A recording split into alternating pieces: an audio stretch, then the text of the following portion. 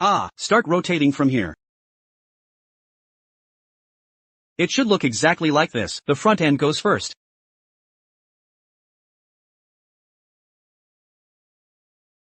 Now feel the edge with your hands. Leave some extra margin, about this much should do. After aligning the edges, we can secure it properly. Extra material is acceptable. Not enough tucked in yet. Give me a moment. Well, yes, after securing this edge, I'll move along.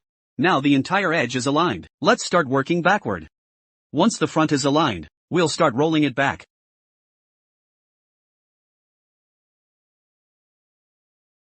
Okay, back to this spot. We'll install from the rear, then work forward after securing the back. Start from the center. If there's a large bubble, lift the edge and tuck it again. Flip it over from the top center. When it's lifted like this, quickly tuck it in, and the basic tucking is done. Now use our tools.